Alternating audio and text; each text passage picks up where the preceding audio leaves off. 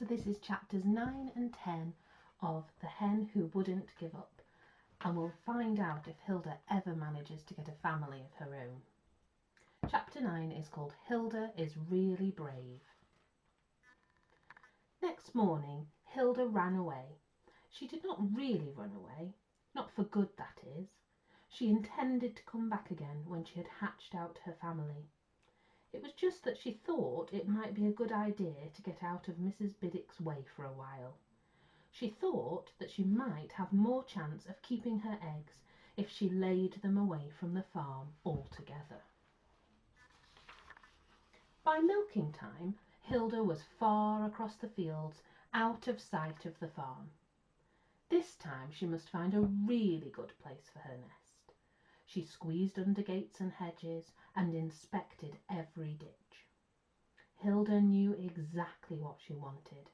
It had to be somewhere that was safe from people, like farmers with buckets. It had to be a place that did not belong to somebody else who might want it back. No more kennels or caps or slippers. Above all, it had to be where Mrs. Biddick could not find it. Even if she did not put Hilda in the pot, she would take away the eggs to sell, and Hilda was determined that this family should not end up in a Victoria sponge. Hilda knew exactly what she needed, and she found it at the end of an old, overgrown cart track, which looked as if nobody had been down it for years. Grass was growing down the middle, and brambles and nettles pressed in from either side. And at the end of it, beyond a broken gate, was an old cottage. There was no door to the cottage. Like the windows, it was just a gaping hole. Much of the roof had fallen in, and the crumbling walls looked as if they would fall down if the tall, strong weeds which were holding them up were to let go for a minute. Nobody had lived in it for a very long time, and it was unlikely that anybody would ever want to do so again, except, perhaps, a little speckled hen. Hilda threaded her way through the weeds excitedly and peeped inside. The cottage was just an empty shell, but the corner on the left of the doorway was curtained with cobwebs, and propped against the wall was an old mattress. Hilda picked her way across the dusty, rotten floor and looked behind it. There, black with age but with the handle still firmly attached, was an old frying pan. What better place to make her nest? Hilda tried it for size, patting round and round and then settling in it. It fitted. It might have been made for her. Hilda had found her secret place. Nobody would think of looking for her here. Hilda shifted uncomfortably in the hard frying pan. It could do with a bit of padding. Then she looked up at the mattress. Well, that was not going to be very difficult to arrange. She tugged at some loose stuffing with her sharp beak, and soon her new home had a nice warm lining. Now she was ready to have her family. By the end of the week, Hilda had laid 6 eggs. Then she decided to stop. There wasn't really room for more in the frying pan, and she could get them all tucked neatly under her. If she had another, there would always be one left out in the cold. Now all she had to do was sit and sit and sit. It was very boring and lonely. She longed for a good gossip with someone. She was getting hungry too. There was really very little for a hen to eat around the cottage, except for a worm or two. She was sitting there one morning, dreaming of cornflakes, mountains and mountains of cornflakes, when she thought she heard a car. It was a car, and 3 lorries, and a bulldozer, and an enormous earth excavator on caterpillar treads. It sounded like a tank as it rumbled past the cottage. It shook the old walls to their foundations, even before they began to knock them down. For that is what they had come to do, the men in the lorries. They were going to knock down Hilda's cottage and level the land around it to make room for 20 new houses. Of course, all that poor Hilda knew was that once again her family was in danger. She sat frozen behind her mattress screen as Boots scrunched on the path, came inside, walked around and went out again. What on earth was going on? She soon found out. There were bumps and thumps on the roof. Then came a shattering crash as a hatchet bit into a beam. Then another and another. They were tearing down the roof. Hilda was terrified. She wanted to run away, but she could not do that. She couldn't leave her family. She was going to keep this family if it killed her. It nearly did. Soon there were beams crashing down, and slates and bricks. Only Hilda's mattress saved her. Beams fell across it, slates bounced off it, plaster coated it. It was soon almost buried in dust. But Hilda remained unharmed beneath it, dusty and very frightened, but unharmed. Then they began to knock down the walls. The noise was deafening. Hilda felt battered and bludgeoned by it. The floor beneath her shook with every crash. It was like being in an earthquake. Hilda wanted to run. She wanted to terribly, but she didn't. Being brave isn't not being frightened. It is being frightened and still not running away. And Hilda was really brave. She sat there guarding her eggs while the walls fell down, and she didn't run. Then Harry found her. Harry was supposed to be knocking down Hilda's wall. It was the only one left standing, but he'd stopped for a breather. He bent down to tuck a flapping trouser leg in his boot and saw Hilda's eye gleaming from under the mattress. Harry thought it must be a cat at first. He moved a beam to take a closer look, and there was Hilda. Harry could not believe his eyes. He called his foreman. "Here, George, come and see what I've found." George scrambled over the rubble and peered behind the mattress. "Crikey," he said, "a hen? Do you mean to say she's been sitting here through all this?" He waved his arm at the wreckage. "She must have been, poor little blighter. Deserves a medal, that's what she does. She must be sitting, wouldn't leave her eggs." "Well, she can't stay here. They'll be coming to clear this lot in a minute." Harry looked down at brave little Hilda. "Look, George, couldn't we leave her, just until the eggs hatch out? I mean, after all she's been through." "Oh, come off it, Harry. We can't hold up a whole housing scheme just for a hen. Families have been waiting for these houses for months." "Well, what about her family? She's done the best for it, hasn't she?" Hilda liked Harry, but George had his job to do, and he had noticed something. "Look, Harry, we don't have to turn her off her nest. Look what she's sitting in. We can move her, family and all. Here, hang on to this mattress." George crawled under the mattress and backed out very carefully with the frying pan and its contents. Hilda was still very dazed, but she tried to look as dignified as possible. A voice came from the other side of the wall. "Isn't anybody doing any work around here? Where's George?" George hurriedly handed the frying pan to Harry. "Here, take it. She's all yours." "What shall I do with her?" "I don't know. You're the one who wanted to give her a medal." George hurried off. Harry and Hilda looked at each other. "I suppose I'll just have to take you home," said Harry.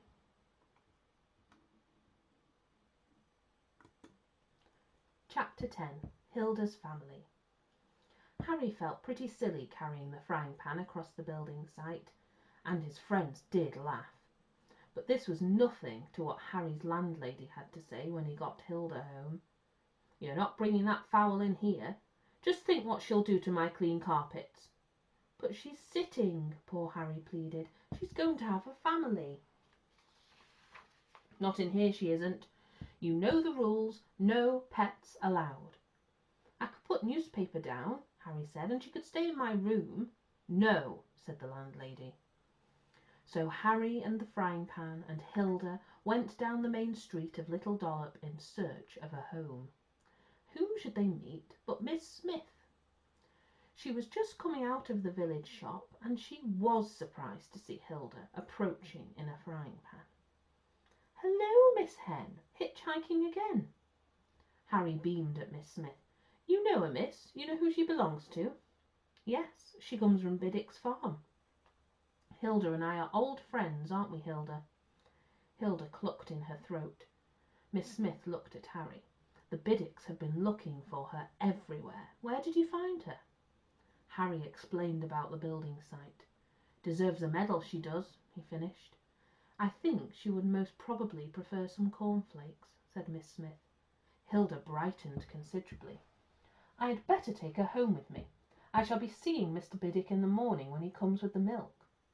Harry, with relief, handed Hilda over to Miss Smith.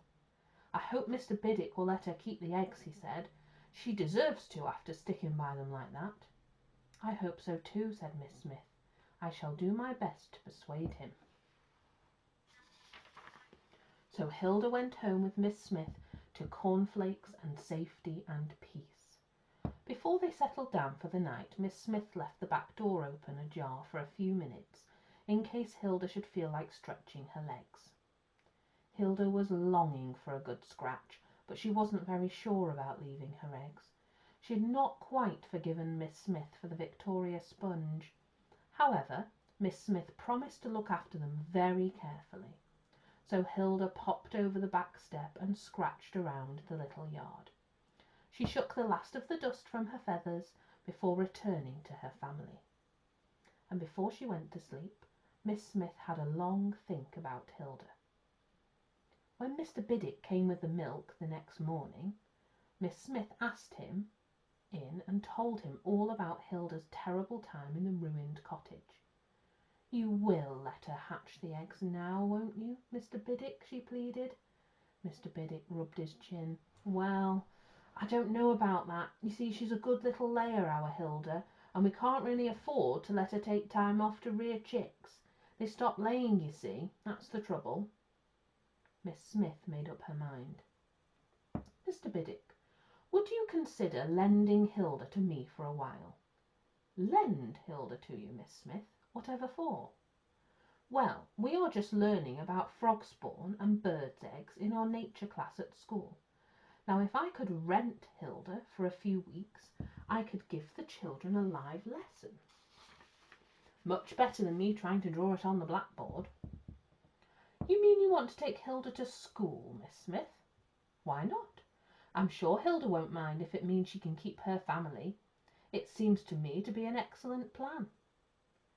And that is how Little Dollop School came to have a hen in the classroom, along with 3 jars of tadpoles and Freddie Hicks's uncle's collection of birds' eggs.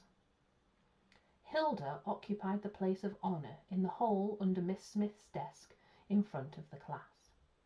She sat there in her frying pan as happy as a queen.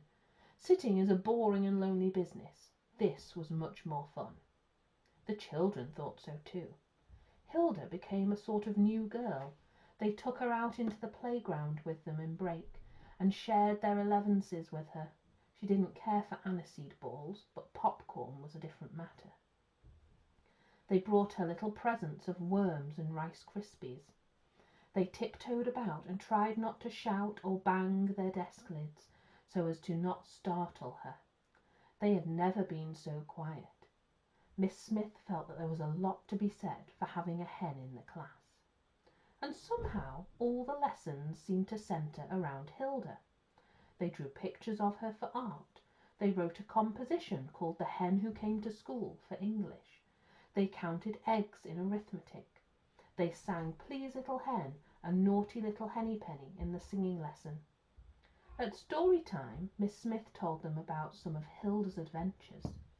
These were very popular, particularly the one where Miss Smith and Hilda ended up in a haystack. In nature study they learned about eggs.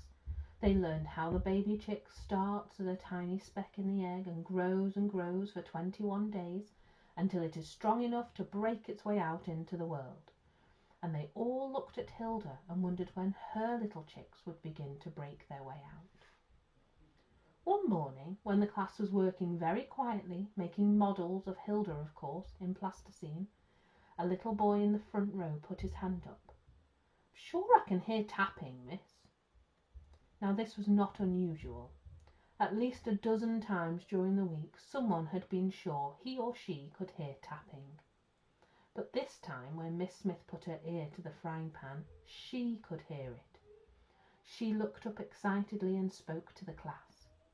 "Now I want you to come up very quietly and kneel round my desk. No pushing."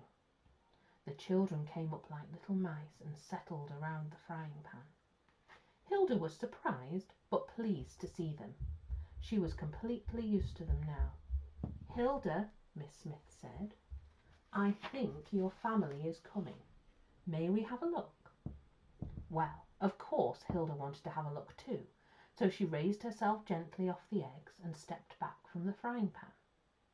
There was an "ah" of disappointment from the children. The eggs looked just the same as usual. Then Miss Smith, asking Hilda for permission, picked up each egg in turn and held it to her ear. In one of them there was a distant tapping. She held it for each child to hear, and then put it back carefully with the others. "Watch," she whispered. As they watched, a small crack appeared in the egg, and then a little hole. Now they could see a tiny beak jabbing at the shell from inside.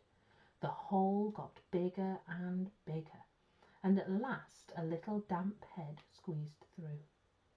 The little chick wriggled and struggled and pushed until at last it burst the egg right open and fell out. It didn't move. "Is it dead?" Jane whispered. "No, just resting," said Miss Smith. Hilda was worried too. She watched her first chick anxiously. It didn't look right at all, so limp and damp and scrawny. But in a few minutes it was trying out its feet, and as it dried off in the air it began to look as fluffy as a chicken should. And as cracks appeared in the other eggs, and the children began to get very excited, Hilda reached down to welcome her first baby.